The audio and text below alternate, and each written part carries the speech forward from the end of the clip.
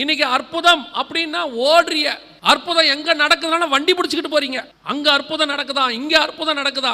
அற்புதம் எதுக்கு முதல்ல அதை நல்லா தெரிஞ்சுக்கொள்ளுங்க. அற்புதம் எதற்காக ஆண்டவர் தெளிவா சொல்றார். அவர் அற்புதங்களினாலும் அடையாளங்களினாலும் வசனத்தை உறுதிப்படுத்தினார். வசனத்தை உறுதிப்படுத்துறதுக்கு தான் அற்புத அடையாளம். இப்ப நீங்க அற்புத அடையாளத்தை எப்படி மாத்தி வச்சிருக்கீங்க? ஊழியக்காரனை மேஜிக் மேன் மாதிரி ஆக்கி வச்சிருக்கீங்க. தேவனுக்கு ஈக்குவலா யாரையும் கொண்டு வரக்கூடாது. தேவன் வேறு, தேவ மனிதன் வேறு. தேவனுக்கு கொடுக்கிற கணத்தை தேவ மனிதனுக்கு கொடுக்க கூடாது. கடைசி காலத்துல எல்லாத்திலும் இருக்கிற மாதிரி கிறிஸ்தவத்திலும் இப்ப ஹீரோ வர்ஷிப். ஊழியக்காரனை தேவனை போல மாத்தி வச்சிருக்கீங்க. அன்னைக்கு தேவனை போல மாத்த முயற்சி பண்ண உடனே பவுலும் பர்னபாவும் சட்டையை கிழிச்சுக்கிட்டாங்க. ஊழியக்காரரை கனப்படுத்துங்க, நான் வேணான்னு சொல்லல. தேவனுக்கு ஈக்குவலா அப்படியே பாதத்துல உட்கார்ந்து நீங்க எங்க வீட்டுல கால் வச்சது எங்களுக்கு ரொம்ப சந்தோஷம். ஏன்?